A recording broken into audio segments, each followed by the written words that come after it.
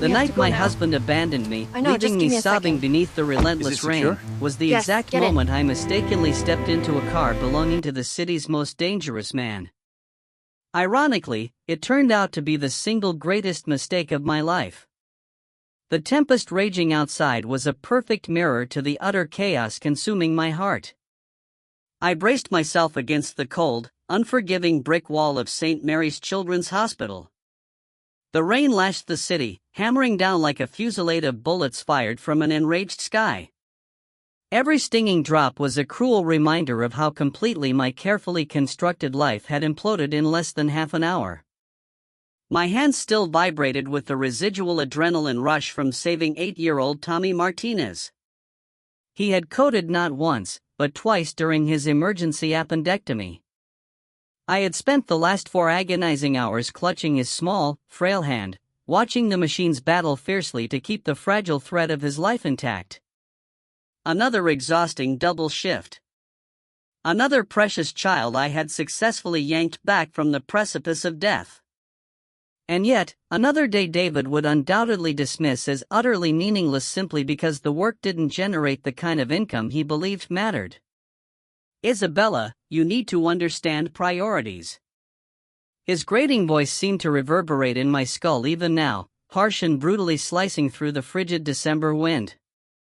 We can't afford your savior complex anymore. I got an offer today, a real job. But it means we need to start thinking seriously about our future, about having children. Kids? The very notion caused a familiar, suffocating panic to constrict my chest. At 28, society and David insisted I should be ready.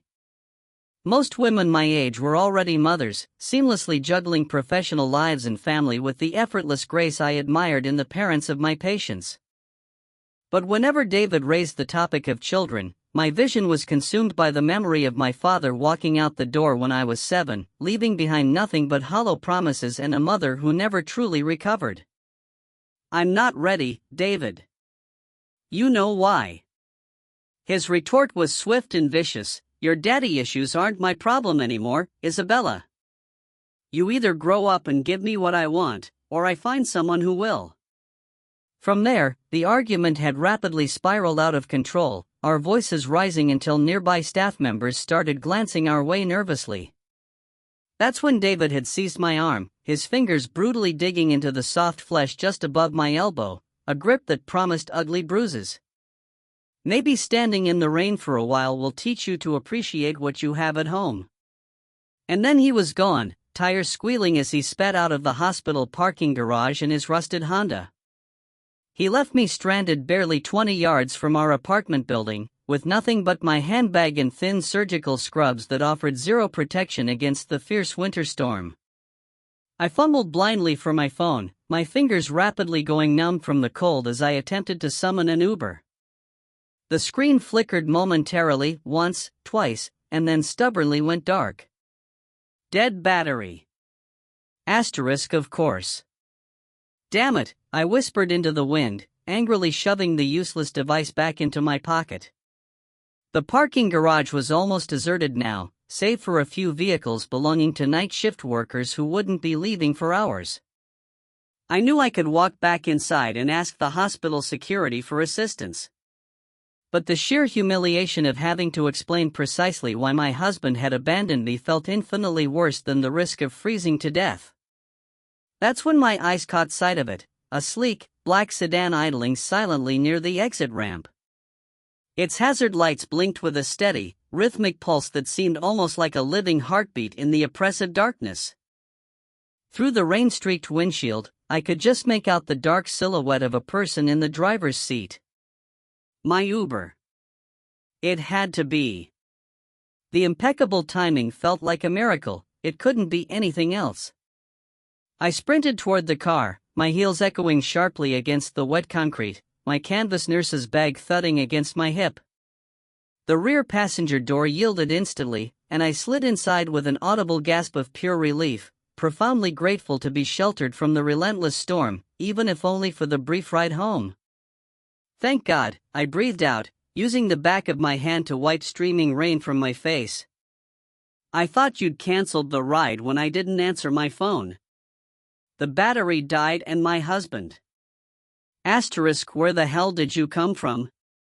The voice that brutally interrupted me was nothing like the weary grunt I expected from an Uber driver. It was deep, cultivated, and carried a sophisticated accent I couldn't immediately place. Italian, perhaps.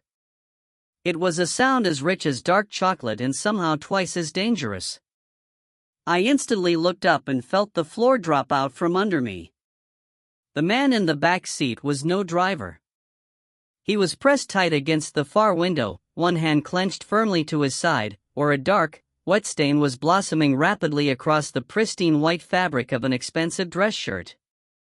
Even in the poor light filtering from the dashboard, I registered the sharp, arresting angles of his face, the way shadows dramatically hollowed his cheeks.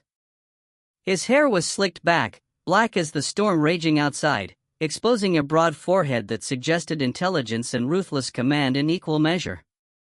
And his eyes, God.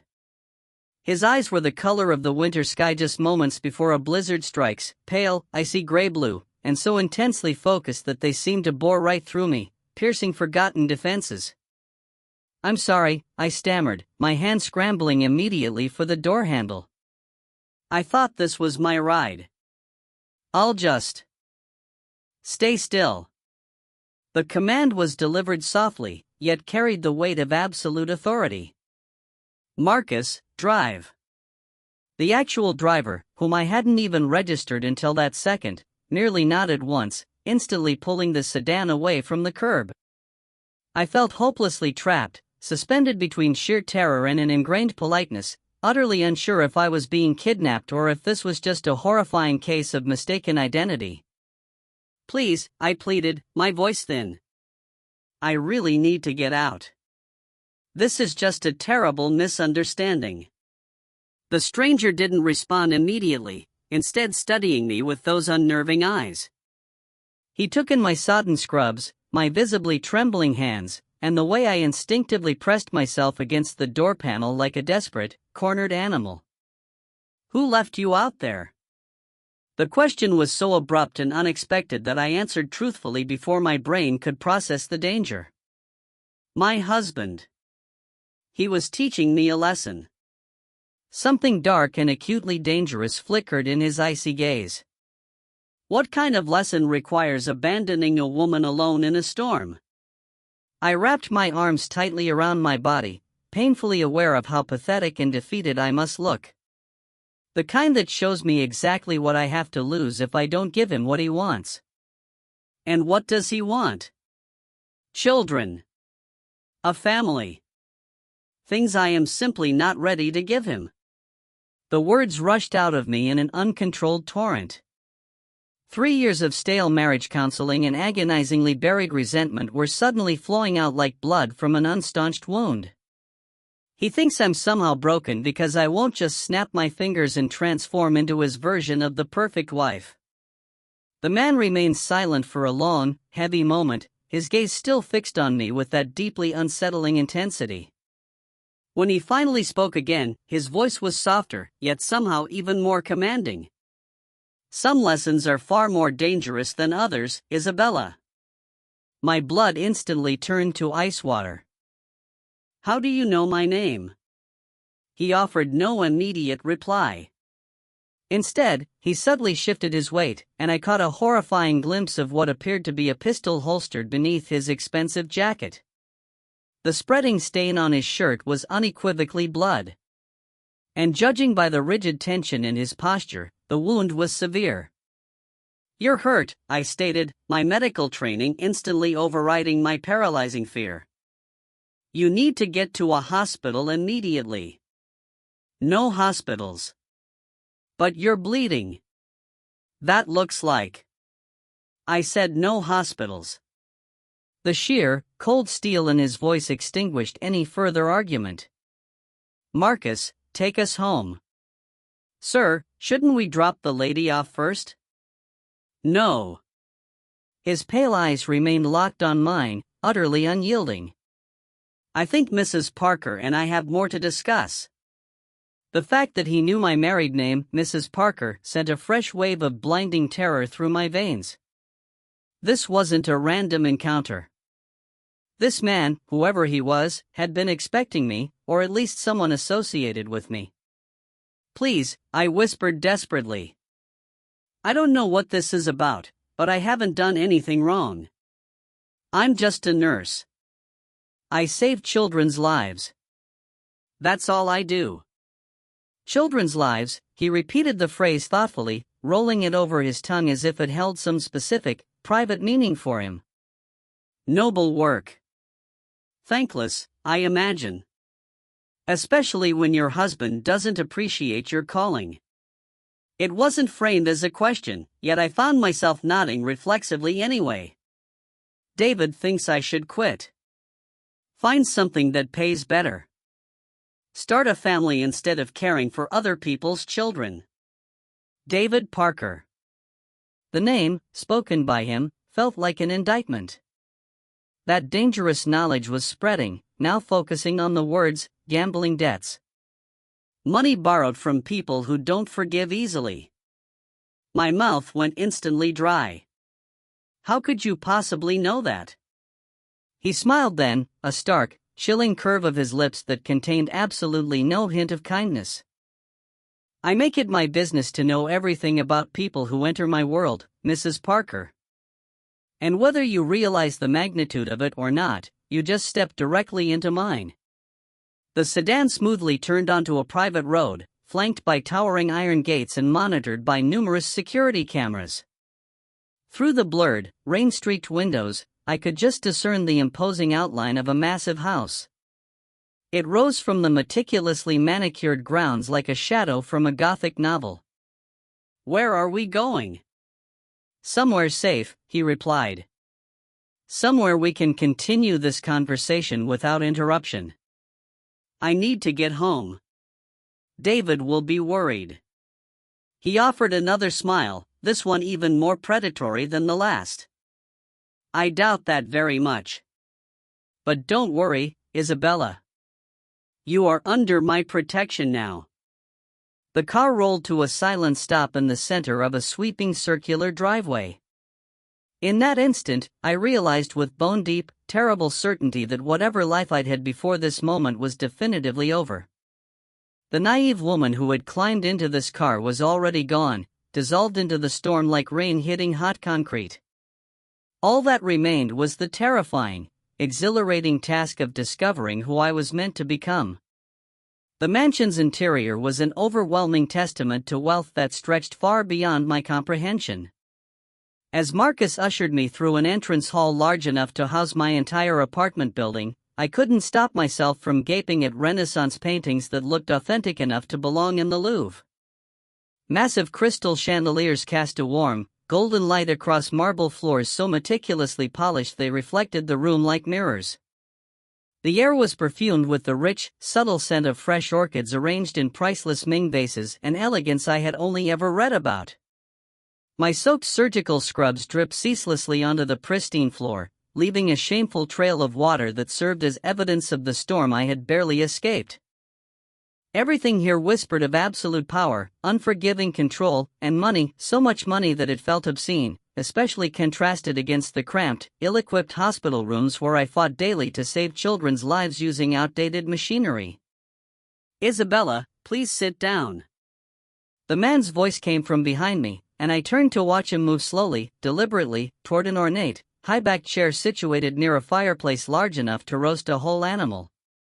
In the clearer light, I could now see just how terrifyingly pale he had become, though his rigid composure remained utterly unshakable.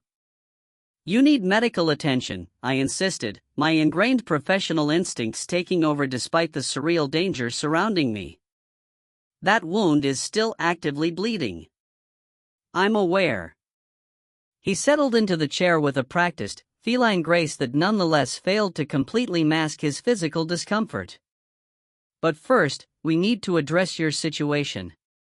"My situation is that I'm soaking wet in a stranger's house," I retorted, wrapping my arms tightly around myself, suddenly intensely aware of how utterly inappropriate my presence was. "I should call a taxi." With what phone? His pale eyes held a sliver of cold amusement. And I am hardly a stranger anymore. Allow me to properly introduce myself. Lorenzo Valente. The name meant absolutely nothing to me. But the resonant way he uttered it suggested that it should have. There was palpable weight behind those two syllables, a history built on both reverence and visceral fear that I couldn't even begin to comprehend. Mr. Valente, I appreciate you helping me escape that storm, but I truly need to get home. To David? The single question carried a depth of knowledge that made me instantly uncomfortable. The man who abandoned you in a parking garage during the worst storm of the season? Heat instantly flooded my cheeks. My marriage isn't perfect, but that doesn't give you the right to. Rosa! He called out, and almost instantly, a woman materialized silently in the doorway. She appeared to be about 60, her silver-streaked hair pulled back into an elegant chignon, her eyes sharp and assessing, missing nothing. Her clothes were simple but clearly expensive, and she carried herself with the quiet, formidable authority of someone who managed this enormous household with absolute, unflinching efficiency. Yes, Mr. Valente. Please prepare the blue suite for Mrs. Parker. She'll be staying with us tonight. I will not. I sprang abruptly to my feet, water still streaming from my hair. I don't know what kind of man you are, but I am absolutely not spending the night in a stranger's house. Rosa looked calmly between us with practiced discretion, awaiting only his direction. Lorenzo merely observed me with those unsettling eyes, and I had the distinct, chilling feeling that he was clinically cataloging every single micro-expression on my face. What kind of man do you think I am, Isabella? The question was heavily loaded with dark implications I desperately did not want to explore. I think you're the kind of man who knows far too much about people he's just met. Fair enough. He reached slowly into his inner jacket pocket, causing me to tense violently until I realized he was only retrieving a sleek phone. He began typing with swift, ruthless efficiency. Your full name is Isabella Marie Parker, née Richardson. You are 28 years old, born in Portland, Oregon. Your parents died in a house fire when you were 19, leaving you with substantial medical debt that you are, to this day, still paying off. My blood had turned instantly to ice.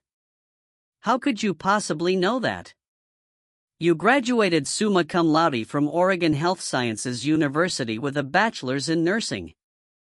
You specialized in pediatric care because you felt a desperate need to protect children, in a way that no one protected you after your father walked out when you were 7.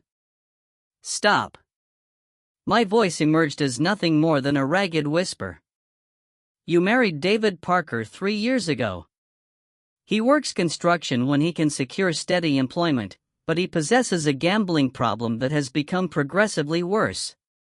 Currently, he owes approximately $47,000 to various bookmakers and loan sharks. The expensive room seemed to spin violently around me. That's impossible. David doesn't gamble that much, does he?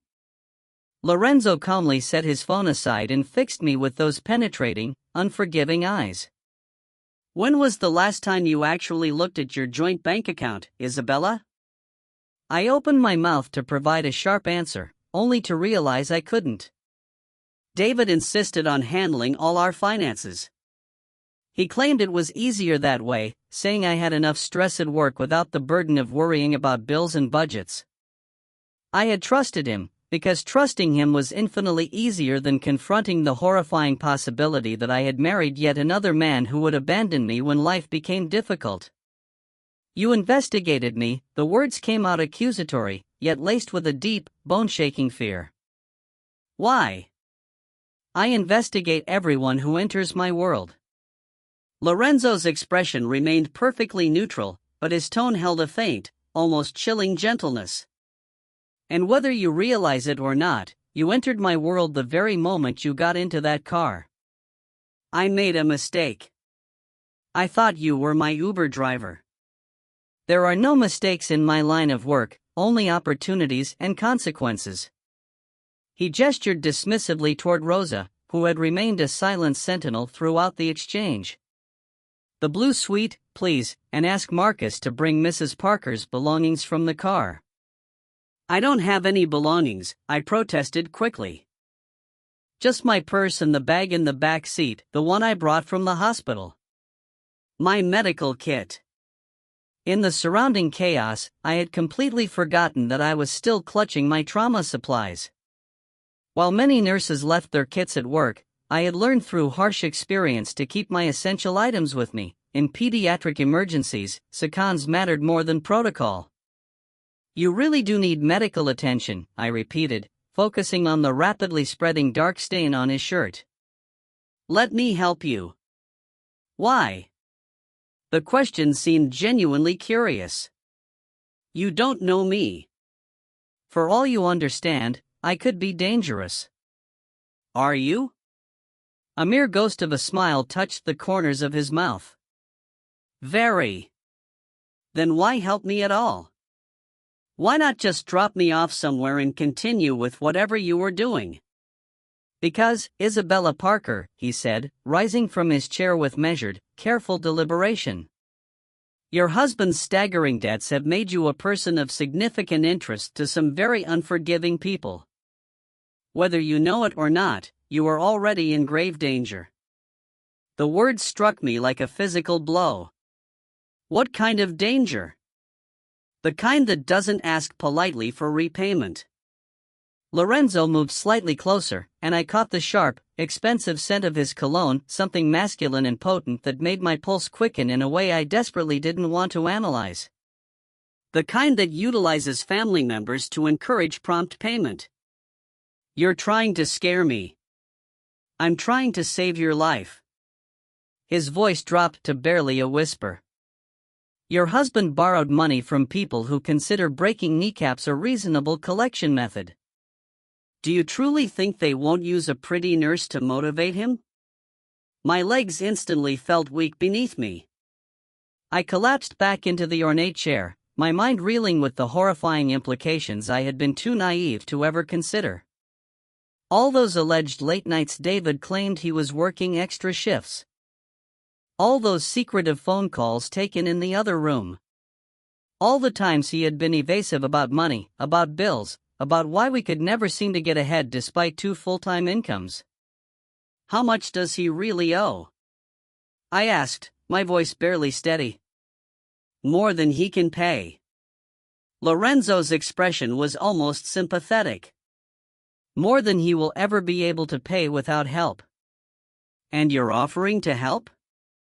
There had to be a catastrophic catch. Men like Lorenzo Valente did not offer salvation out of simple kindness. I'm offering you protection.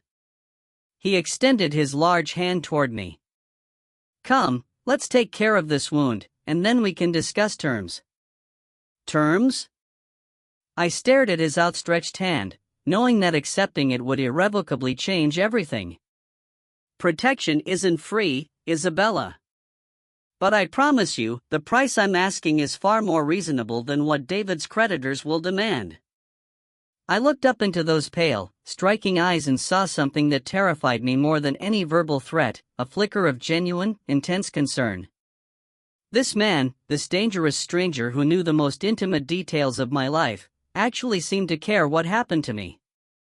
Against every survival instinct screaming at me to run, I slowly placed my hand in his. His fingers closed around mine with surprising, careful gentleness. Rosa will show you to your room after we're finished. You're safe here. Asterisk safe? Asterisk, the word felt alien on my tongue, a concept I had forgotten existed somewhere between my father's abandonment and David's mounting desperation. But for the first time in years, I almost believed it might be true. The blue suite Rosa had prepared for me was larger than the entire cramped apartment David and I shared. A king-sized bed, draped in impossibly soft Egyptian cotton sheets, could have easily accommodated 4 people. Floor-to-ceiling windows offered a breathtaking view of the vast gardens, which remained meticulously beautiful even in the harsh grip of winter. The marble bathroom contained luxury amenities I had only ever seen pictured in high-end hotel magazines. And the walk-in closet? It held a curated collection of clothing in exactly my size. I stood before those clothes now, nervously fingering fabric that cost more than my monthly salary. Silk blouses, exquisitely soft cashmere sweaters, designer jeans that had certainly never seen the inside of a discount store. Everything fit me perfectly, tailored to my body, as if Lorenzo had somehow known my measurements down to the last inch. That realization sent another deep chill through me. How long exactly had he been watching? How much did he know about my daily routines, my personal preferences, and the intimate details of my crumbling life with David? I had spent nearly 2 hours treating Lorenzo's gunshot wound after reluctantly agreeing to stay. The bullet had passed cleanly through his side, having missed vital organs by mere inches, a terrifyingly close call. As I cleaned and carefully sutured the injury, he had remained unervingly still, observing my face with those pale, unsettling eyes. His pain tolerance was inhuman. Most people would have been writhing, or at least gripping the chair arms for support. But Lorenzo had simply watched me work, composed and silent, as if I were providing routine medical care rather than performing battlefield surgery in his luxurious living room.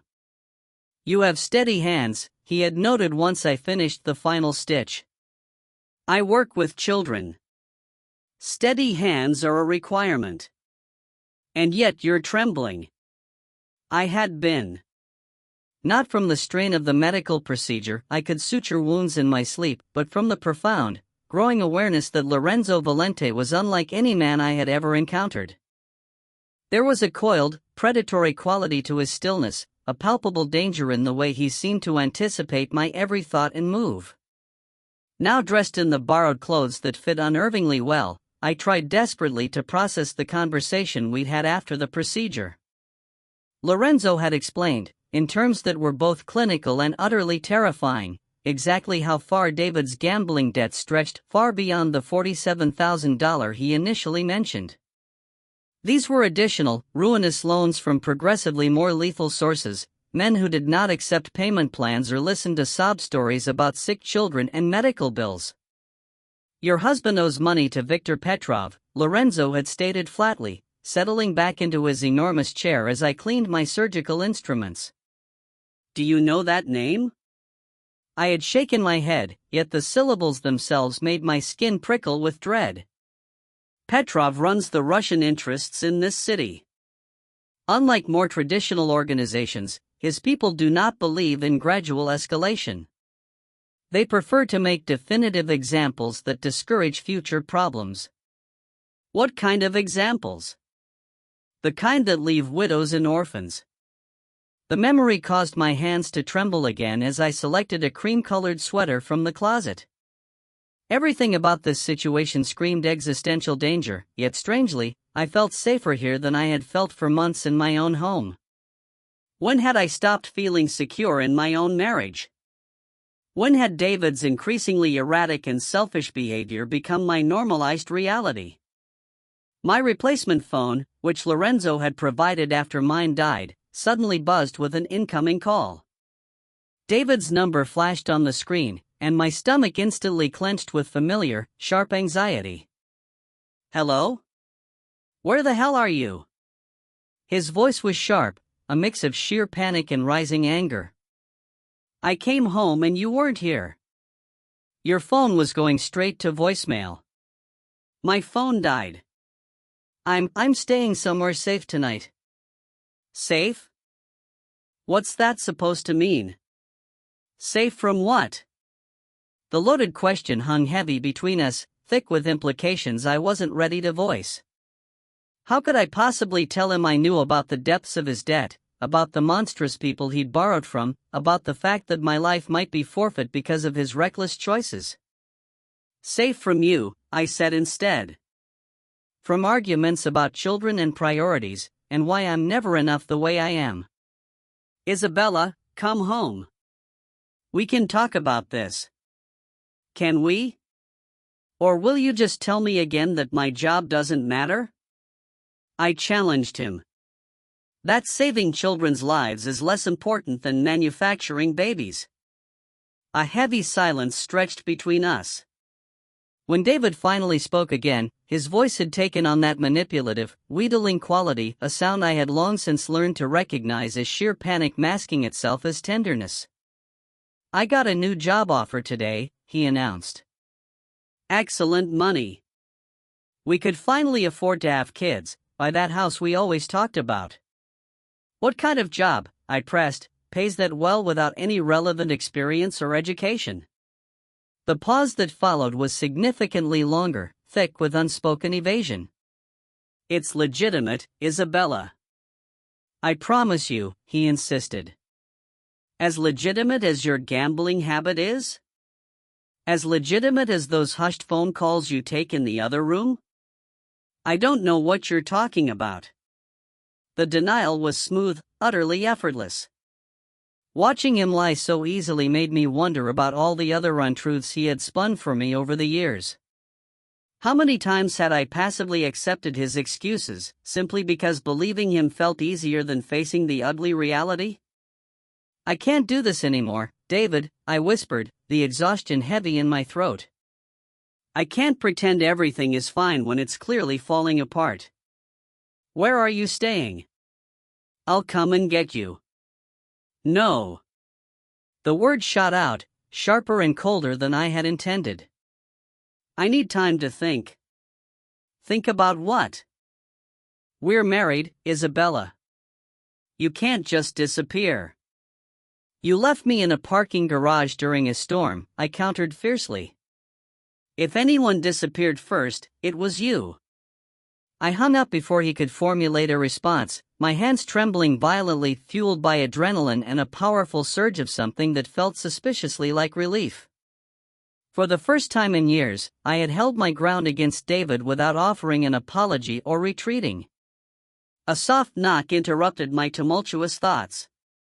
"Come in." Lorenzo entered, moving with noticeably more ease now that his wound had been properly cleaned and treated. He had changed into dark jeans and a black sweater, a choice that powerfully emphasized the breadth of his shoulders and the lean, formidable strength of his frame. In the clearer light, I could see he was perhaps younger than I had first assumed, maybe 35, possessing a kind of severe, masculine beauty that seemed worthy of a Renaissance sculpture. "How are you feeling?" I asked, noticing the improved color in his cheeks. "Better, thank you." His pale eyes swept over me, lingering on the way the borrowed clothes molded to my figure. "The clothing suits you. How did you know my size?" "I have excellent judgment when it comes to measurements." There was a hint of something almost playful in his tone, even though his expression remained perfectly serious. "Your husband called." It was a statement, not a question, and I didn't bother attempting to deny it. "He wants me to come home," I confirmed. I told him I needed time to think. Lorenzo moved closer, and the distinct scent of his cologne, cedar and leather, underpinned by something darker and more dangerous, reached me again. "What are you thinking about?"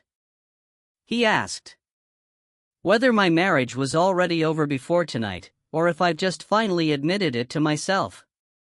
"Marriage should be a partnership," he stated quietly. "It should be protection, loyalty, shared burdens, not abandonment when things become difficult." A flicker of something, perhaps pain or deep regret, crossed his pale eyes, suggesting he spoke from harsh experience. "My parents were married for 30 years before they died," he continued. "Even when my father's business put the family at risk, they faced it together. That is what love looks like, Isabella. Not what you have with David. Your father's business." I studied his face, noting the deliberate, careful way he had phrased that. "What kind of business was it?" "The kind that requires careful planning and absolute loyalty." Lorenzo's gaze grew distant, shadowed. "They were killed when I was 15. A car bomb meant for my father, but they were together that night. Always together." The raw, unguarded pain in his voice made my chest tighten with unexpected sympathy. I'm so sorry. I built everything I have now from nothing, he said, his voice regaining its hard edge. Every dollar, every alliance, every moment of safety I've created came from understanding that family is the only thing that matters in this world. And that's what you do, I surmised. You build safety. His smile was sharp as a blade. I build empires, Isabella. Safety is just a side effect. The word empires should have terrified me. Instead, I found myself intensely drawn to the sheer confidence in his voice, the absolute certainty that he could protect what belonged to him. When had anyone ever made me feel like I belonged to something worth protecting? The gates are locked, I observed, testing the boundaries of my situation. For my protection. Am I a prisoner? You are a guest who is in danger. There's a difference. Lorenzo took another step, close enough that I could feel the heat radiating from his body. But I won't lie to you, Isabella. Leaving right now would be extremely unwise. The candid admission sent a wave of warmth pooling low in my belly. It wasn't fear, but something far more dangerous. This man, who knew too much about my life, who commanded fierce loyalty and inspired palpable terror, was offering me something David never had, honest protection, without conditions or expectations. What happens tomorrow? I finally asked. Tomorrow, we discuss your future. Tonight, you rest in safety for the first time in months. He was right. I couldn't remember the last time I had fallen asleep without worrying about money, about David's erratic mood, or about waking up to yet another crisis I would have to fix alone. Thank you, I whispered. Lorenzo reached out and touched my face, his thumb tracing the line of my cheekbone with an unexpected, breathtaking gentleness. Sleep well, Isabella. Tomorrow, everything changes. The photograph arrived precisely at 7 in the morning. It had been slipped under my heavy oak door while I was still tangled in Egyptian cotton sheets that smelled faintly of lavender. I had slept better than I had in months, utterly cocooned in a luxury and safety I had forgotten could even exist. The image shattered that sense of peace like glass hitting stone. David's face stared back at me from the glossy surface. But this wasn't the flippant, careless man I had married 3 years ago. This David was bruised, bloodied, and terrified. Duct tape covered his mouth, and naked terror shone brightly in his eyes. Scrawled across the bottom of the picture in what looked suspiciously like red ink or blood were the chilling instructions. Asterisk, trade the nurse for the husband. 1 hour or he dies slowly. My hand shook so violently I nearly dropped the photo. This couldn't be happening. Things like this didn't happen to people like me, a pediatric nurse who saved children's lives and went home to a modest apartment. I wasn't someone who received bloody ransom demands. But the evidence was undeniable. David was in the hands of brutal people who made their living through violence, and somehow, I had become the primary bargaining chip in a game I didn't understand. I threw on the nearest clothes, yesterday's jeans and sweater, and ran through the mansion's vast corridors, my bare feet silent on the cold marble floors. Last night, I had meticulously memorized the route to Lorenzo's study, filing away every turn in case I needed to escape. Now, I was running directly toward the danger instead of away from it. The study door was already ajar when I arrived, gasping for breath, clutching the incriminating photograph like a lifeline. Lorenzo stood behind his massive desk, speaking rapid, clipped Italian to Marcus and 2 other formidable men I didn't recognize. All 4 turned as I burst through the doorway.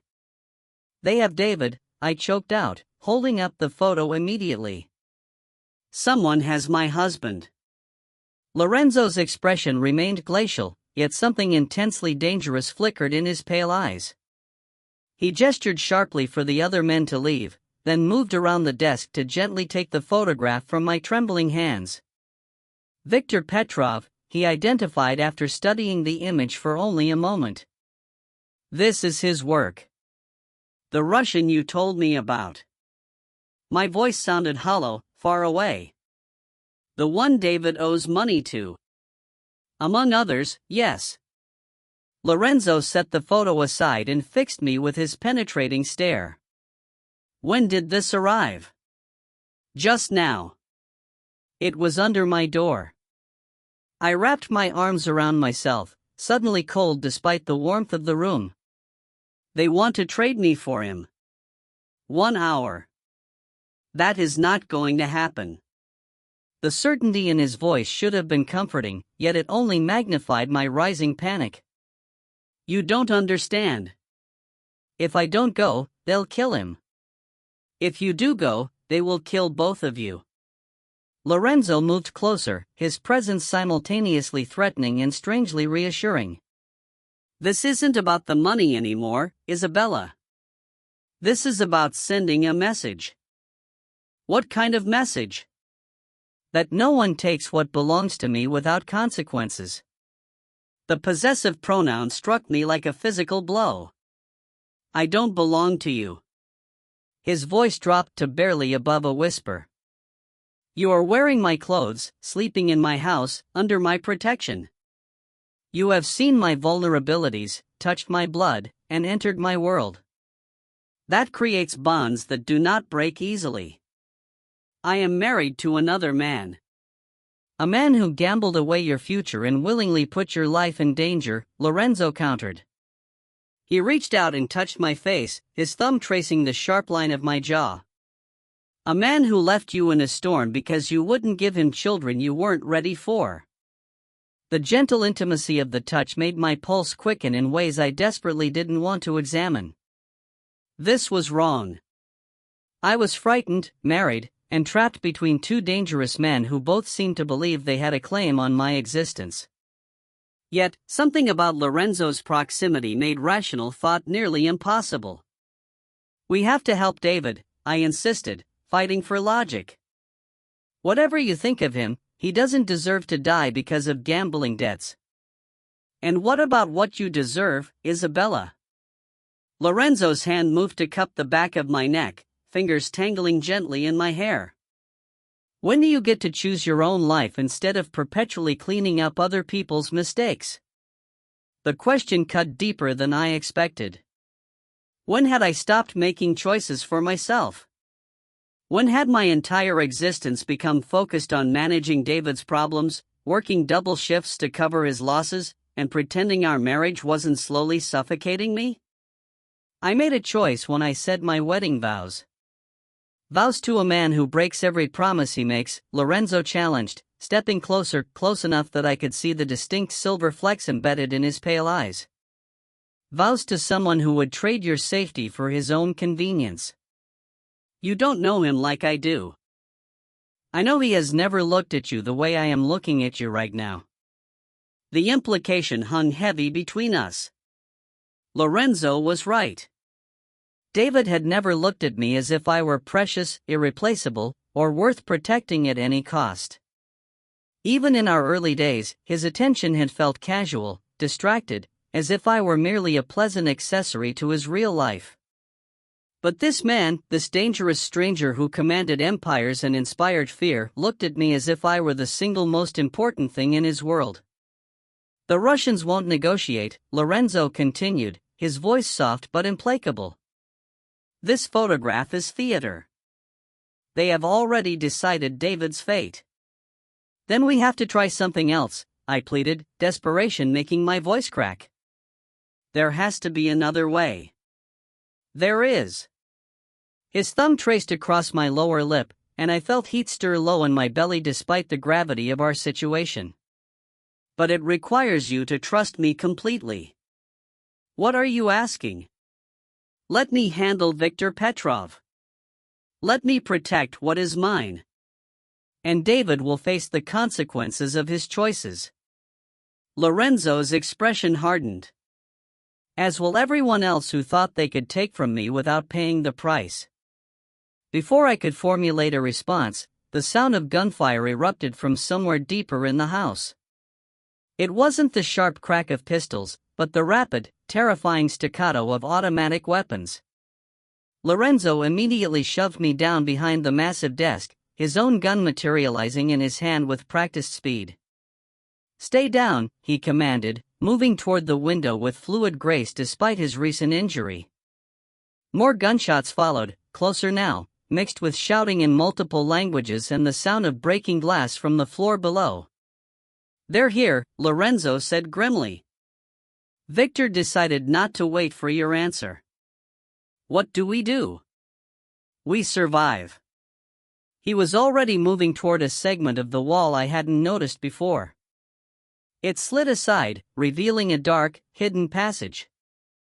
"There's a safe room behind the wine cellar. Marcus will." The study door exploded inward, wood splintering violently as armed men in tactical gear flooded through the opening.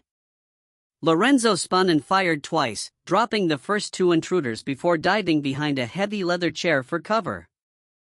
I pressed myself flat against the floor behind the desk, my heart hammering so violently I thought it might burst from my chest. This wasn't my world.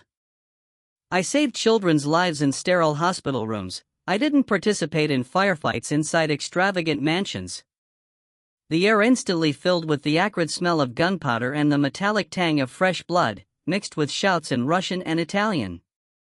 "Isabella!" Lorenzo's voice cut through the chaos. "The passage, now!" I started crawling toward the hidden door, keeping low as bullets shattered priceless artwork and embedded themselves deep into walls that had likely stood for generations. The sound was deafening, overwhelming, like being trapped inside a violent, explosive thunderstorm. A heavy hand grabbed my ankle, brutally yanking me backward. I screamed and kicked wildly, connecting with something soft that made my attacker grunt in pain. Rolling over, I found myself face to face with a man who was every stereotype of Russian muscle, blonde, scarred, with cold blue eyes that held no warmth or mercy. "Pretty little nurse," he sneered in heavily accented English. "Victor has plans for you." I clawed at his face, my nails finding purchase on his cheek and drawing immediate blood. He cursed gutturally and raised his hand to strike me. The ensuing gunshot was deafeningly loud. The Russian's head snapped back, and he crumpled to the floor beside me, his blood splattering across the pristine Persian rug. Lorenzo stood over us, smoke still rising from the barrel of his gun, his pale eyes blazing with a transcendent fury that made him look less like a man and more like an avenging angel.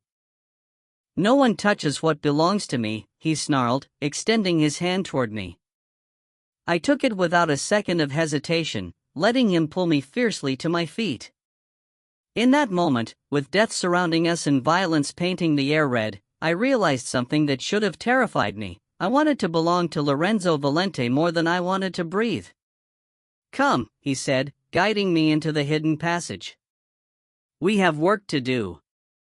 As we disappeared into the darkness behind the wall, leaving the sounds of the ongoing battle behind us, I understood that whatever happened next would determine not just whether I lived or died, but who I would become if I survived. The woman who entered that passage wasn't the same one who'd climbed into Lorenzo's car less than 24 hours ago. That Isabella Parker had been a victim, a woman who accepted abandonment and betrayal as the price of love. This Isabella was someone else entirely, someone who might finally be worth fighting for. The safe room beneath Lorenzo's mansion was a marvel of paranoid engineering, steel-reinforced walls, an independent air supply, enough food and water for 2 weeks, and sophisticated communication equipment that could reach any corner of the globe. I sat in stunned silence on a leather sofa that probably cost more than my annual salary, watching Lorenzo coordinate his response to the assault via encrypted phones and a bank of video monitors. David was, technically, alive. The exterior cameras had captured Viktor Petrov's men dragging him from a black van just before the main shooting began. He was battered and terrified, but breathing. That should have been my singular concern. Instead, I found myself fixated on the man pacing the small space like a caged predator, his movements utterly fluid despite the fresh bandages I had wrapped around his torso just hours earlier. "How long have you been planning this?" I asked when he finally ended his latest urgent call. Lorenzo paused mid-stride, his pale eyes fixing on me with that unsettling intensity one was starting to recognize as a permanent feature. Planning what? David's debts. The Russians. Me ending up in your car. Sudden anger, sharp and hot, momentarily eclipsed my fear. None of this is coincidence, is it? You think I orchestrated your husband's gambling addiction? There was genuine curiosity in his voice, as if my accusation intrigued rather than offended him. I think you are the kind of man who manipulates situations to get exactly what he wants, I countered, crossing my arms, trying to project a confidence I didn't feel. And for some reason, you wanted me. Very perceptive. Lorenzo set his phone aside, giving me his full, undivided attention. You are right, of course, though not in the way you imagine. Then explain it to me. He was quiet for a long moment, studying my face as if cataloging every micro-expression. When he finally spoke, his voice carried a weight of gravity I hadn't heard before, tinged with what might have been genuine regret. I have been watching David Parker for 6 months. Not because of his paltry debts, but because of his connection to you. Lorenzo moved closer, and I fought the instinctive urge to step back. Your husband wasn't simply gambling, Isabella. He was laundering money for Viktor Petrov. The word struck me like a physical blow. That's impossible. Is it? His gaze swept over me. All those cash-paying construction jobs, the mysterious phone calls, the sudden influx of money followed by devastating, unexplained losses. Lorenzo's expression was almost sympathetic. David was cleaning Russian funds through a network of supposedly legitimate businesses. The gambling debts were merely a convenient cover for what he was truly doing. My legs felt suddenly weak. I sank back onto the sofa, my mind reeling with the implications I had been too naive to see.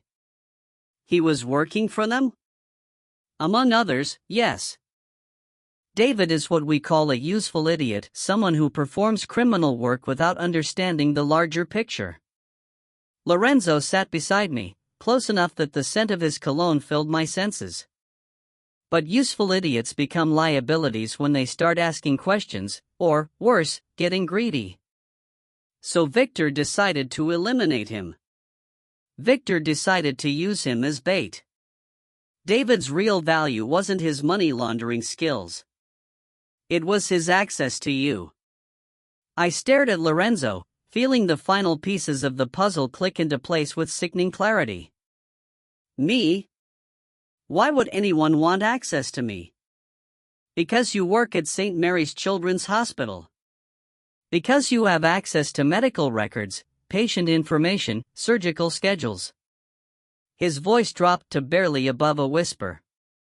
Because several children belonging to my associates receive treatment there, and their medical information would be invaluable to my enemies. The scope of the conspiracy took my breath away. You think they wanted me to spy on your people's children?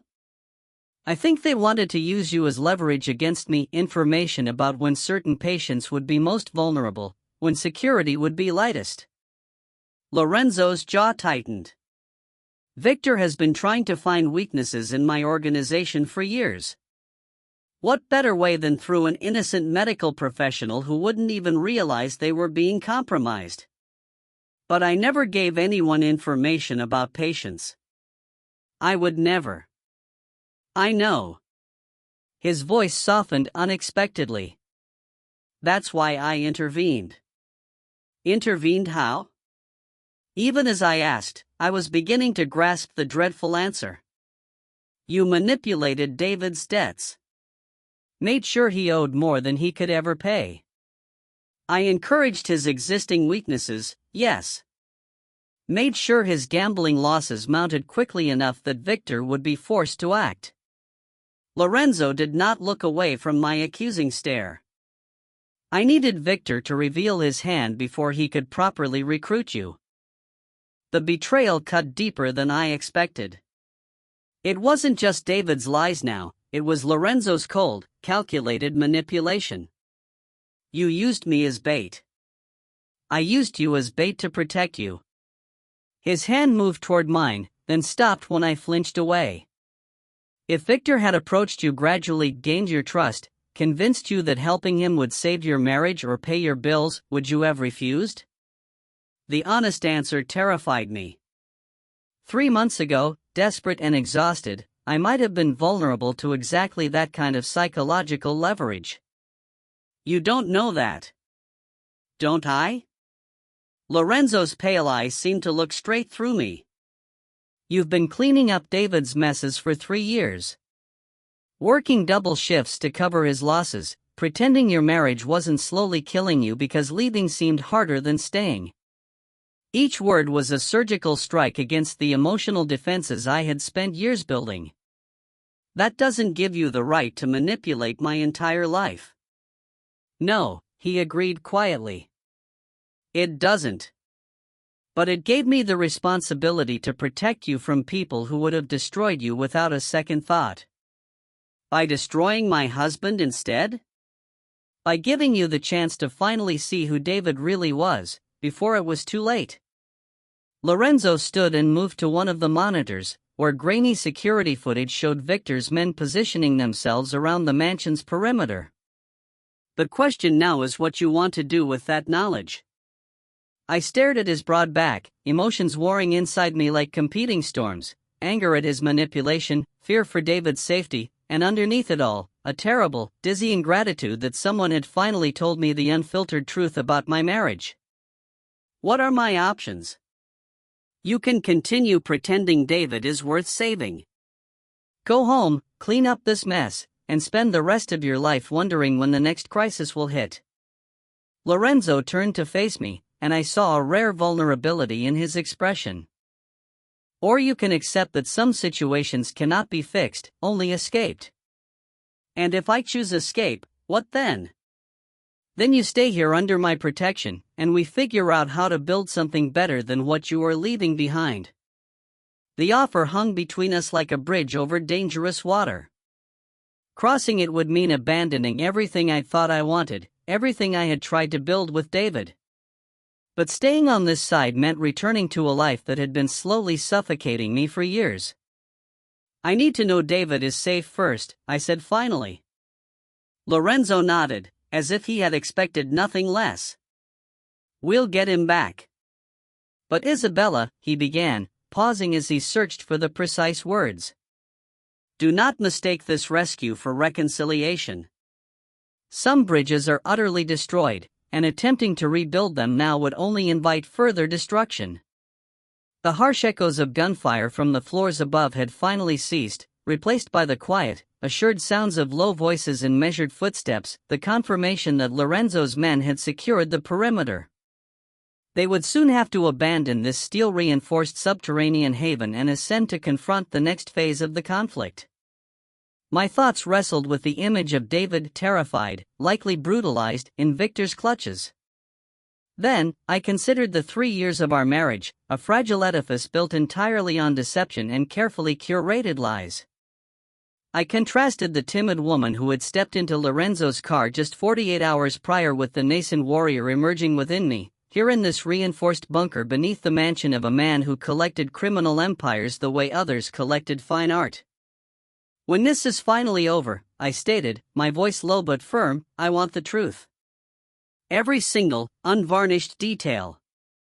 No more manipulation. No more protection achieved through deceit. And if that truth proves far uglier than the lies I've lived with. I held his pale gaze, refusing to look away. Then at least I will know precisely what I am choosing. Lorenzo's expression softened into the first genuinely warm, unguarded smile I had ever witnessed from him. In that case, Isabella Parker, he replied, his tone laced with approval, I believe you are about to become extremely dangerous. The secure communication equipment suddenly buzzed, signaling an urgent incoming message. Lorenzo checked the display, and his features immediately retracted back into the mask of cold, controlled violence I was rapidly learning to recognize. What is it? I asked, bracing myself. Victor wants to negotiate, he stated flatly. He's offering to trade David for you. Neutral ground in 1 hour. Lorenzo paused, a chilling intensity entering his eyes. And I think it is time Viktor Petrov learned that nobody, absolutely nobody, takes what belongs to me. His smile, when it returned, was entirely predatory. Are you ready to witness how wars truly end, Isabella? Despite the overwhelming fear, the raw ache of betrayal, and the complete collapse of everything I had believed about my life, I felt a strange surge of resolve. I nodded once. I was ready. The abandoned warehouse Victor had chosen for the meeting reeked of stale air, rust, and pervasive decay. Broken windows served as jagged portals, allowing shafts of pale, weak winter sunlight to penetrate the gloom, illuminating motes of floating dust that shimmered like dying stars against the dark industrial backdrop. I stood sheltered behind a massive concrete pillar, my heart pounding a frantic rhythm against my ribs as I watched the city's most lethal men organize their positions for full-scale war. Lorenzo's strategy was pure insanity. Rather than attempting a sincere negotiation or mounting a conventional rescue operation, he intended to exploit Victor's trap, turning it into the final, definitive reckoning. David was merely the bait, Victor was the true target. And somehow, I had become the indispensable key to destroying them both. Remember this, Lorenzo had instructed as we drove through the desolate industrial streets toward this moment of climax. Victor sees you as nothing more than an innocent pawn, utterly confused by forces beyond your comprehension. We need him to maintain that belief until the very last second.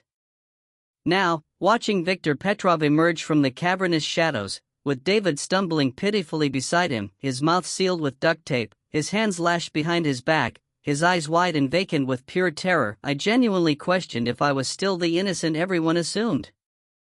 The woman who had entered Lorenzo's car just 3 days ago would have violently rejected this plan. She would have pleaded for a peaceful resolution, offered herself up in exchange for her husband's safe return, choosing self-sacrifice and martyrdom over direct violence. But that woman had perished, dissolved somewhere between the shattering discovery of David's lies and the startling, transformative touch of Lorenzo's hand. What was left was a person far harder, more calculating, and brutally pragmatic. What remained understood, with absolute clarity, that mercy was a privilege she could no longer afford. Isabella Parker. Victor's heavily accented voice boomed, bouncing off the hollow warehouse walls. Come out, little nurse. It's time to collect your husband. I stepped deliberately into the vast, open space between the concrete support pillars, raising my hands slowly to confirm I was unarmed. Victor matched Lorenzo's descriptions perfectly, tall, elegantly lean, possessing a striking, pale handsomeness that quickly morphed into something predatory under scrutiny. His smile was chilling, reminiscent of a harsh winter, beautiful but lethally cold. There she is, he announced, motioning for his men to fan out into a loose, defensive semicircle. The woman worth so much trouble. David's eyes finally found mine above the constraining tape. In them, I saw pure relief, desperate hope, and the absolute, unwavering faith that I would somehow save him, just as I had salvaged him from every other disaster of the last 3 years. The crushing weight of that expectation should have paralyzed me. Instead, I registered only a cold, clinical assessment of the tactical situation. Let him go, I said, utterly devoid of emotion, proud that my voice remained steady. You have what you wanted. Do I? Victor countered, pulling David roughly closer. I wanted Lorenzo Valente's weakness. Instead, I find myself wondering if you are perhaps more dangerous than merely valuable. I am a pediatric nurse, I returned, maintaining the charade. The only danger I pose is to your men's tetanus vaccination records. Victor let out a burst of sharp, humorless laughter, a sound like shattering glass. Humor. I appreciate that quality in a woman. Tell me, Isabella, how much do you know about your husband's business arrangements? I know he is a compulsive gambler who makes catastrophically poor decisions. I kept my tone level and factual. Specifically, I know he borrowed money he couldn't repay. That is the extent of it. What else could possibly be involved? Victor studied my face intently, searching for any flicker of deceit.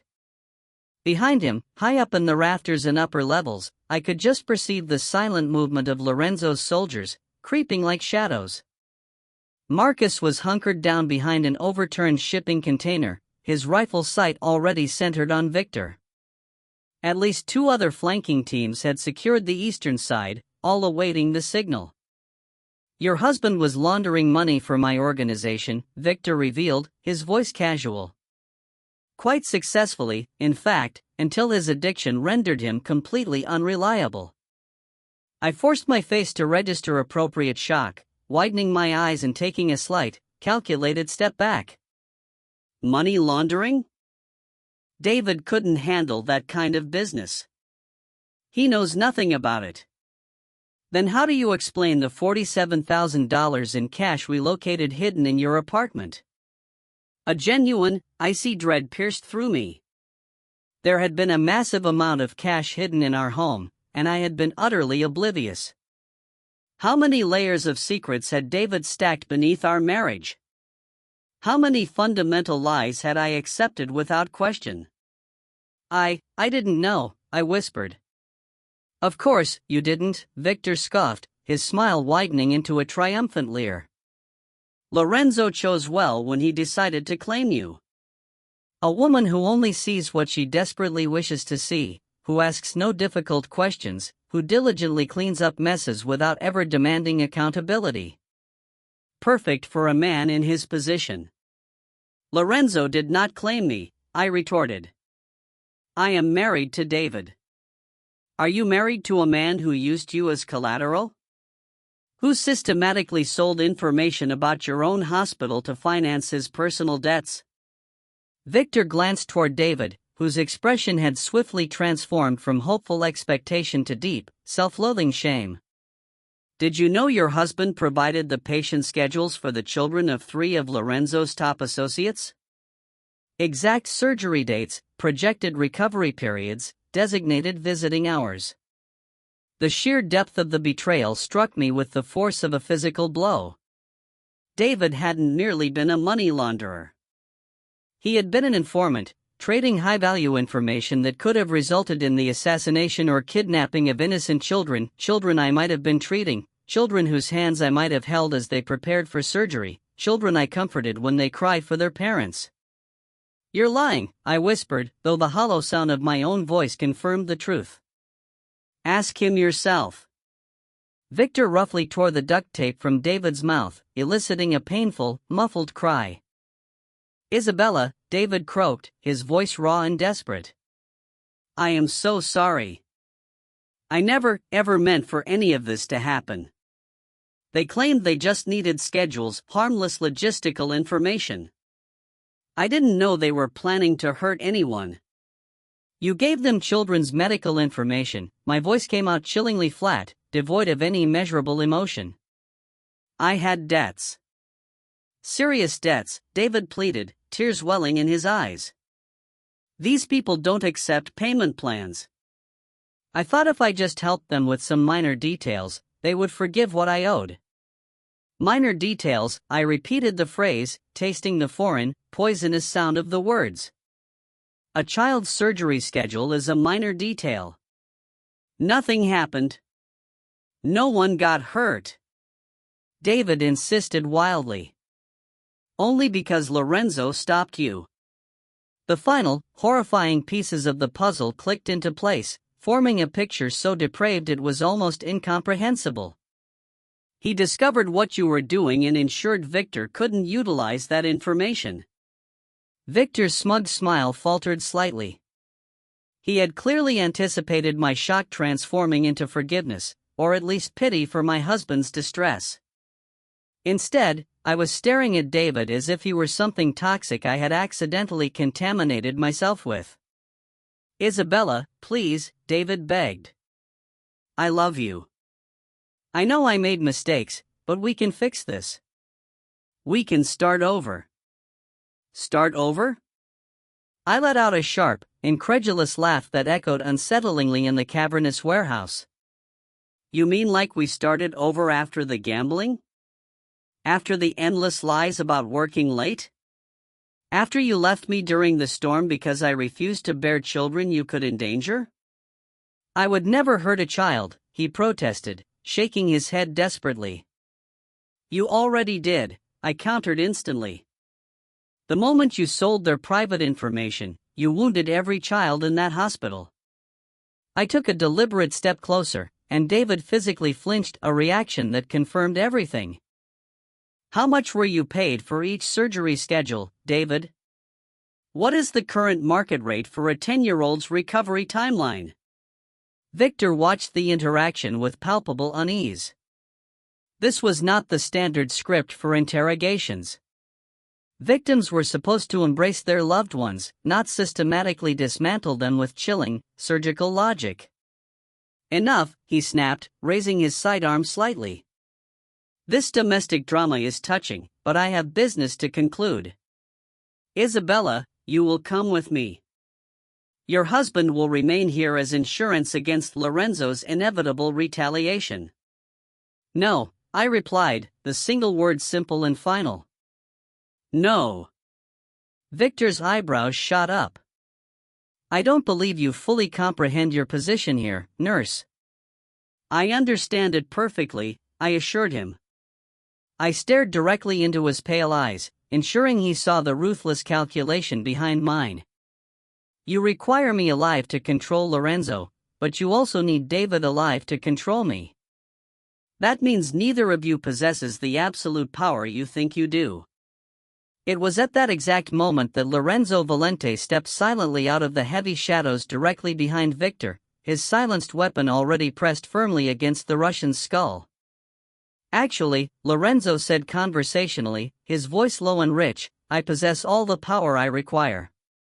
Victor's men whirled instantly toward the sound, only to find themselves staring down the uncompromising barrels of rifles held by Lorenzo's carefully positioned soldiers.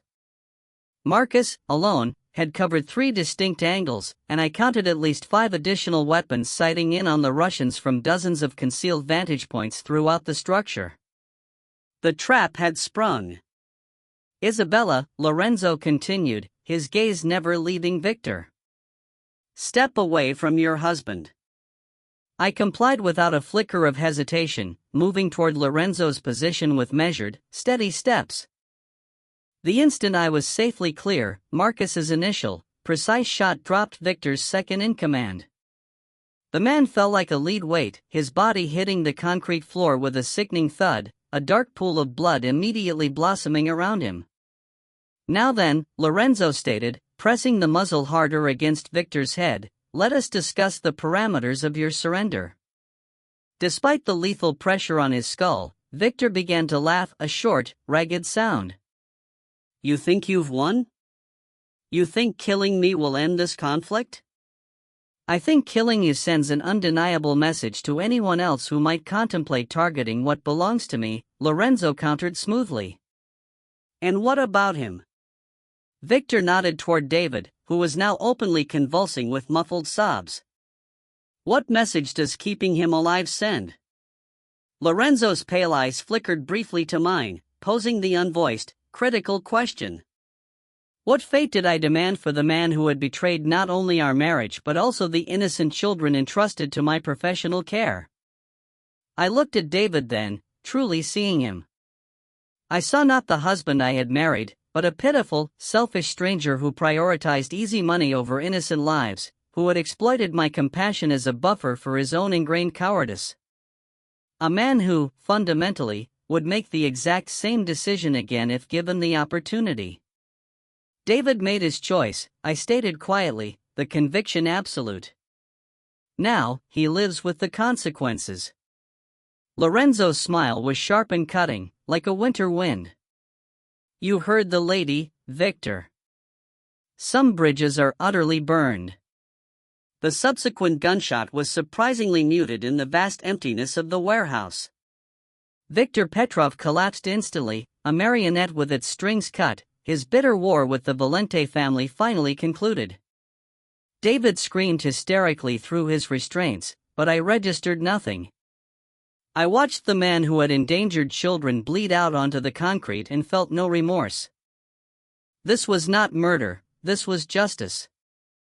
This was not violence, this was protection. This was the definitive moment I ceased to be Isabella Parker and transformed into something entirely new. Lorenzo holstered his weapon and slowly turned toward me, his pale eyes searching my face for any hint of trauma, hesitation, or regret. What he found was steadfast acceptance, resolute conviction, and perhaps, a quiet sense of relief. "No going back now," he murmured. "Good," I replied, meaning it absolutely. War arrived in the city, masked by the mundane appearance of unmarked vans and the sudden, shattering violence of midnight explosions. 3 weeks after Victor's execution, his remaining lieutenants surfaced like venomous insects scattered by an abrupt light source. They craved retribution, demanding Lorenzo's blood, and were prepared to sacrifice half the city to achieve it. I observed the chaos unfold from the secure haven of Lorenzo's reinforced penthouse, high above streets where sleek black SUVs patrolled like silent, mechanical predators. News reports dismissed the conflict as a simple gang war, characterizing it as territorial disputes between rival organized crime families. They were blissfully unaware they were witnessing the brutal death throes of a sprawling empire fundamentally built on the exploitation and suffering of children. Dmitrikov has assumed control of Victor's operations, Lorenzo updated me, reviewing complex surveillance feeds across multiple screens. He is more pragmatic than Petrov, but significantly more ruthless. And David? I asked, already unsure why the question was even relevant. He is currently being held at a secure medical facility on the east side. Koff is utilizing him as insurance leverage, a bargaining chip in case direct negotiations become necessary. If this news had arrived 3 weeks prior, the mere mention of David's captivity would have plunged me into absolute panic. Now, I experienced only a chilling calculation. David had defined his own path. He sold the safety of innocent children for gambling funds and betrayed me with the same flippant self-interest he had exhibited throughout our entire marriage. Whatever fate awaited him was simply the consequence meeting its cause. They will kill him eventually, I stated, the realization a simple fact. Yes. Lorenzo turned away from the array of monitors, his pale eyes scrutinizing my reaction. Does that concern you? It should. I walked to the vast window overlooking the city, watching a thin column of smoke spiral upward from a warehouse district where another Russian faction had just been decisively eliminated. A week ago, that thought would have devastated me. Now, I can barely recall why I ever believed he was worth rescuing. Guilt is a luxury we cannot afford during wartime. Is that what this truly is? I asked. A war? It's an extermination. Lorenzo joined me at the window, his large presence warm and reassuringly solid beside me. Victor's organization was a spreading cancer. Excising the primary tumor is not sufficient. You must systematically eliminate every malignant cell, or the disease will inevitably recur. The metaphor resonated deeply. As a nurse, I had witnessed too many children succumb to aggressive illnesses that seemed contained until they erupted violently. Sometimes, radical, seemingly brutal treatment was the only viable option, regardless of how horrified outside observers might be. I want to help, I said quietly, a new clarity in my voice. Lorenzo went utterly still next to me. Help how? You said they are holding David at a medical facility, I explained. I understand medical facilities better than anyone on your payroll. I turned to face him, allowing him to clearly see the fierce resolve in my eyes. I know how to infiltrate them, how to move through them undetected, and how to access critical areas where any outsider would instantly draw suspicion. Isabella, They are deliberately using sick people as human shields, I continued, genuine rage fueling my words. Patients who desperately need care, who trusted that facility to protect them. That makes this operation intensely personal. It is far too dangerous, he insisted. More dangerous than leaving David alive, allowing him the potential to testify against you? More dangerous than allowing Clove to believe he possesses viable leverage? I took another step, closing the distance between us until I was near enough to smell the subtle spice of his cologne and detect the faint silver flecks within his pale irises. I am already a participant in this war, Lorenzo. Let me fight, rather than simply hiding. He remained silent for a long moment. Then, slowly, his hand lifted to cup my cheek, his thumb tracing the sharp line of my cheekbone with startling gentleness. Nothing will happen to me, I assured him, leaning into the warmth of his touch, feeling the slight calluses on his strong fingers.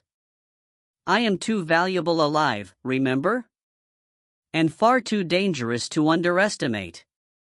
Besides, I will have the best backup in the city. My men, Lorenzo admitted, do not know medical protocols, hospital security, staff rotation schedules, or patient privacy laws. Then it is fortunate they will have an expert guide. Lorenzo was quiet for one more profound heartbeat. When he finally spoke, his voice resonated with the full weight of absolute, non-negotiable command. No unnecessary risks. You follow my lead precisely. You obey my orders without question. And if I tell you to run, you run, instantly. Understood? Understood. And Isabella, his grip on my face tightened almost imperceptibly, anchoring my attention. If we execute this, there is no possibility of return. You will have crossed a line that can never be uncrossed. I focused my thoughts on the children whose surgery details David had sold. On the professional trust he had so carelessly demolished. On the old me, the woman who instinctively cleaned up messes without ever questioning why they perpetually occurred. That woman was irrevocably gone, dissolved into the rain on a cold December night that now felt a lifetime away. Good, I stated. I am tired of being someone who simply watches from the sidelines. The sprawling medical facility where Koff held David encompassed an entire city block, a chaotic, organic maze of interconnected buildings that had developed over decades. It was an ideal location for hiding a prisoner in plain sight, and a nightmare for anyone attempting a rescue without highly specialized inside knowledge. I strode through the main entrance at 11 p.m., wearing a set of familiar scrubs I had retrieved from my apartment and carrying expertly forged credentials. They identified me as Isabella Martinez, a contract traveling nurse brought in to handle the understaffed night shift. Lorenzo's intelligence teams had done meticulous work. The real Isabella Martinez was vacationing in Aruba, and her professional history was flawless. The security guard barely afforded my ID badge a cursory glance before waving me through. Hospitals were notoriously understaffed and burdened with heavy workloads. Temporary medical personnel were so common that a new face rarely merited a second look. I knew from Lorenzo's detailed surveillance reports that David was confined to a private room on the 4th floor, within the psychiatric wing, an area where visitor traffic was strictly limited and, crucially, where security cameras possessed carefully mapped blind spots. Reaching it demanded navigating a labyrinth of corridors I had painstakingly memorized from stolen floor plans, all while keeping a low profile to avoid recognition from any nurses who might know me from my primary job across town. The actual infiltration was not the most difficult aspect. The hardest part was maintaining professional detachment as I passed doors concealing genuinely sick patients, children recovering from complex surgeries, elderly individuals battling debilitating infections, people entirely innocent of the conflict raging outside. If Kozlov's forces ever determined that civilian shields were inadequate protection, these people would become indiscriminate casualties. David's room was located at the end of a dimly lit hallway, monitored by a single guard who appeared more like a heavy-set nightclub bouncer than actual hospital staff. I approached with the assured, confident stride of someone who had every right to be there, clipboard clutched in hand, my expression set in the mask of routine boredom. "Excuse me," I said in my practiced, slightly Spanish accented English. "I need to check vitals on the patient in 4B. The guard scrutinized me, taking in the uniform, the ID badge, and the professional manner. "No one enters without clearance from Koslov." "Then acquire it," I ordered, instantly asserting dominance. "This man has a recorded heart condition requiring monitoring every 4 hours. Unless you want to explain to your boss why his precious leverage died of cardiac arrest on your watch." A flicker of genuine uncertainty crossed the guard's features. He pulled out a burner phone and began speaking rapid, harsh Russian. While he was thoroughly distracted, I palmed the syringe I had prepared. It held not poison, but a potent, fast-acting sedative engineered to render him unconscious for several critical hours without causing any lasting injury. "Klav says no visitors," the guard reported, ending his call abruptly. "I am not a visitor," I countered, taking a step closer, intentionally invading his personal space until he shifted uncomfortably. "I am medical staff. Look, I don't care about your business. I don't want to know why this patient is here or what your plans are. I just need to ensure he doesn't expire before you finish using him." The guard wavered, his gaze darting nervously between me and the sealed door. That critical moment of indecision was all the opening I required. The needle slid silently between his ribs before he could even register the movement, finding the precise spot necessary for maximum effect with minimal physical damage. He crumpled to the floor within seconds, instantly unconscious yet breathing with a steady, deep rhythm. I quickly dragged his substantial body into a nearby supply closet, then utilized his key card to access David's room. My husband lay immobilized, strapped tightly to the hospital bed. His face was a map of swollen bruises from repeated beatings, and his eyes were glazed over, dull from the sedatives used to ensure his compliance. He lifted his head slightly as I entered, confusion giving way to a flicker of distorted recognition. "Isabella," his voice was thick and slurred, uncertain. "How did you? Why are you here?" "To end this," I answered, moving to his side. I professionally checked the restraints to ensure Koslov's forces could never utilize him again.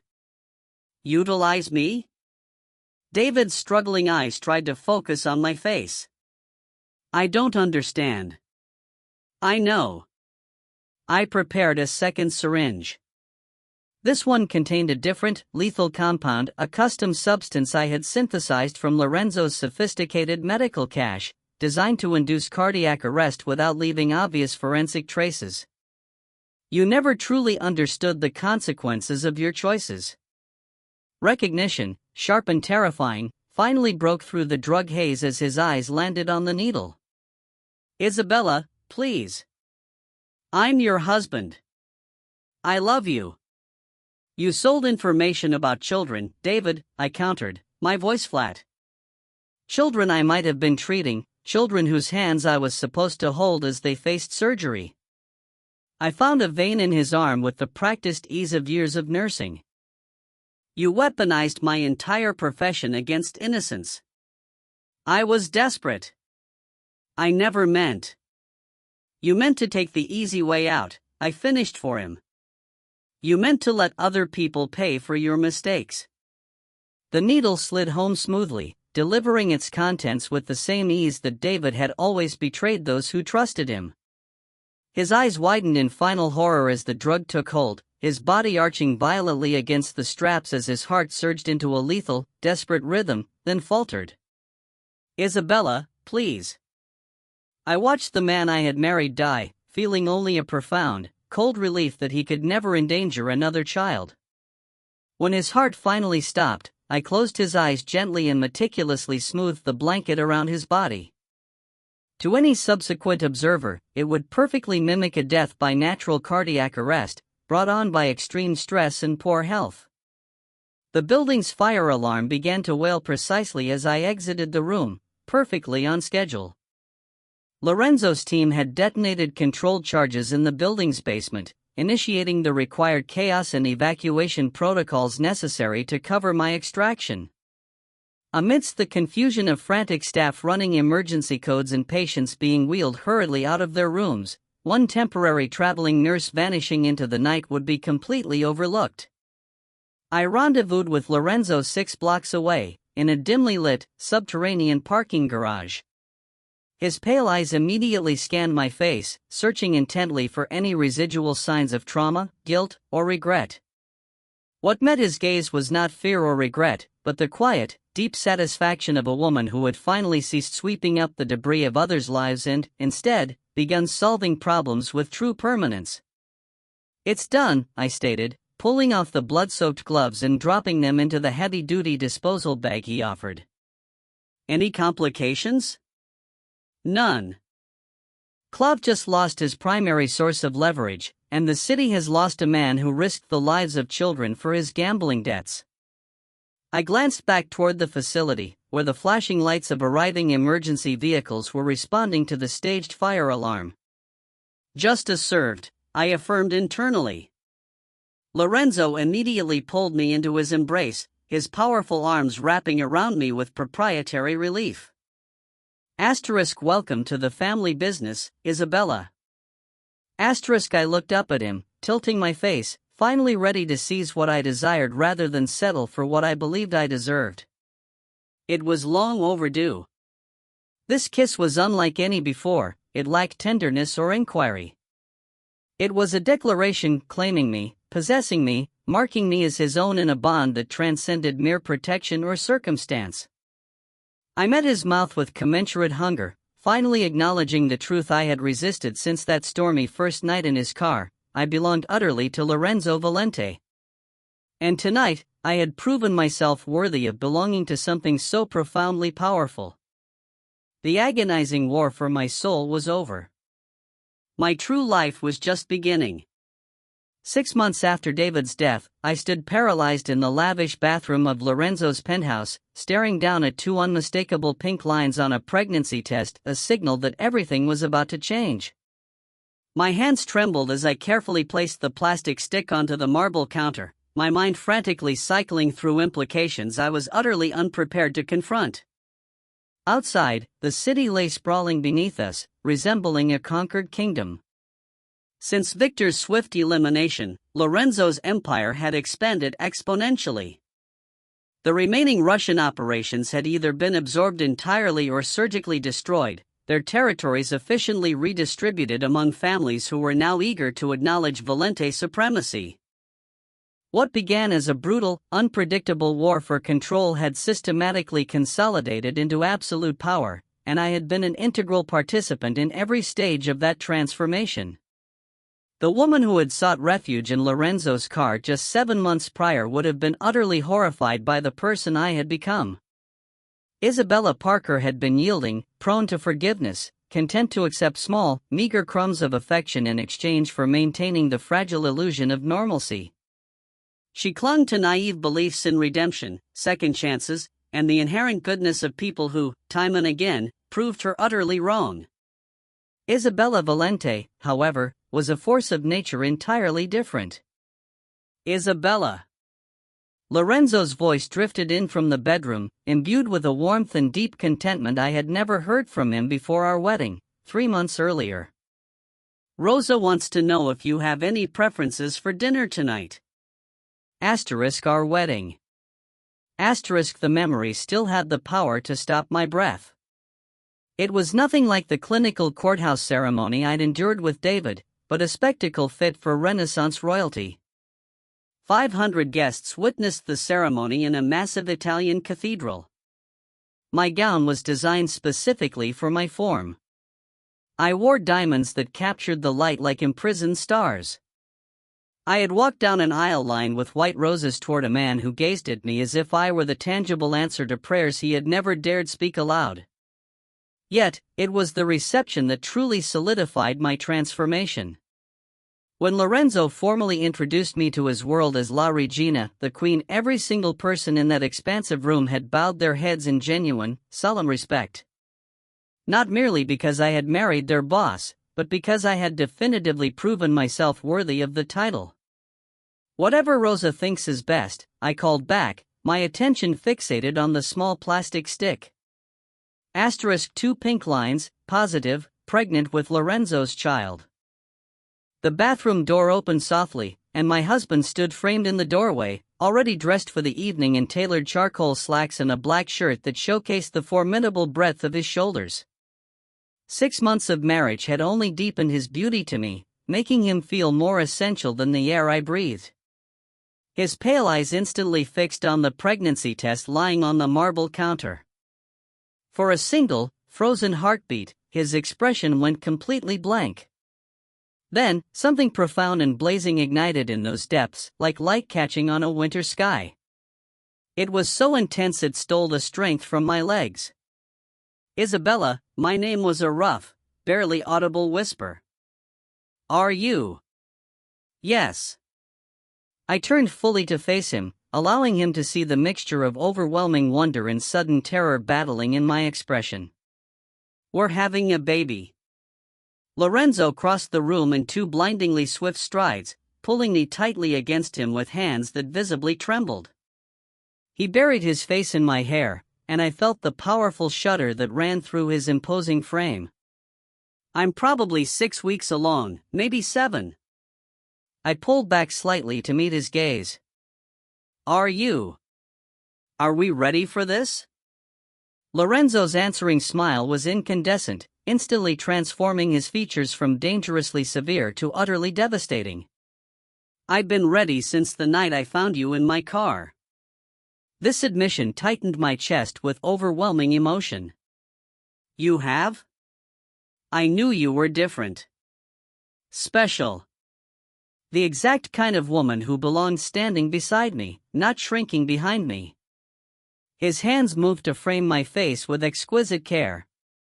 The kind of woman who could give me children worth building an even greater empire for.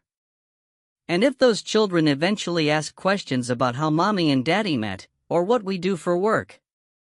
Lorenzo's expression grew thoughtful, yet resolute. We will tell them the truth. That sometimes the world is a dangerous place, and protecting the people you love requires making difficult, fundamental choices. They will know what we are. They will know we are their parents, and that everything we do is fundamentally to ensure they never have to make the same choices we did. Lorenzo's thumb gently traced the line of my cheekbone. They will know they are loved beyond measure. The sheer certainty in his voice anchored something deep inside me that I hadn't realized was swaying. This was certainly not the storybook way I had imagined becoming a mother, married to a man who commanded criminal enterprises, pregnant with a child set to inherit both immense wealth and dangerous enemies.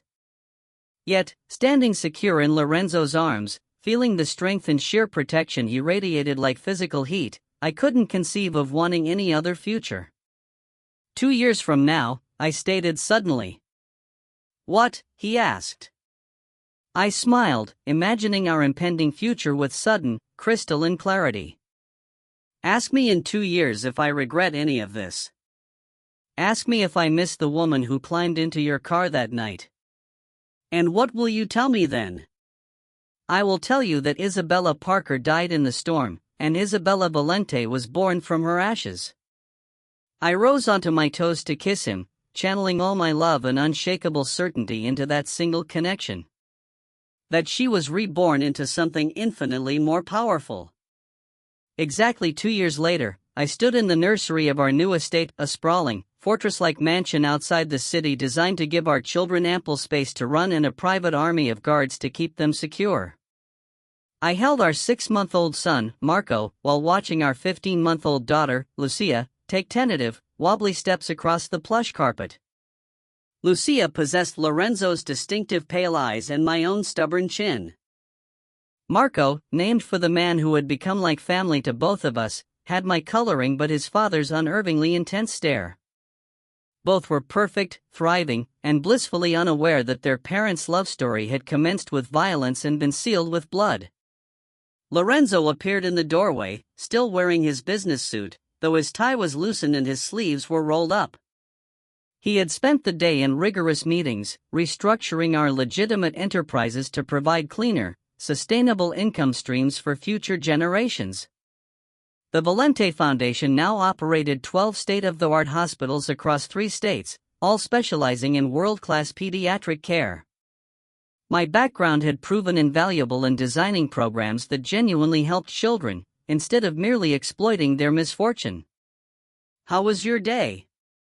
I asked, transferring baby Marco into his father's eager, waiting arms. "Productive," Lorenzo replied, settling into the rocking chair, cradling our son with the same gentle competence he had displayed since their births. "We acquired controlling interest in another pharmaceutical company, and the city council approved our proposal for the new children's wing. How was yours?" Lucia took 4 steps without holding on to anything. I scooped up our daughter, who immediately began babbling excitedly in the mixture of Italian and English that currently comprised her vocabulary. "And I had lunch with Rosa to discuss the charity gala next month." "Any problems with security arrangements?" "None. Marcus has everything handled." I studied my husband's face, catching the specific flicker of satisfaction in his eyes. "You're pleased about something specific." "Dmitry Klov was arrested this morning. Federal trafficking charges. He will spend the rest of his life in a maximum security prison." Lorenzo's smile was sharp, edged with the deep satisfaction of final vengeance. "The last of Victor's lieutenants is finally gone." "Good." I felt absolutely no guilt about my satisfaction. Klov had notoriously ordered the murder of 3 children during his short reign as the head of the Russian operations. His imprisonment was pure justice, not cruelty. The children are safer now. All children are safer now. Lorenzo looked up at me, his pale eyes softened by an affection that still rendered me breathless after all this time.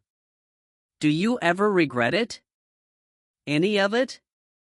I settled onto the arm of his rocking chair, feeling our small family complete and perfect in this insulated moment.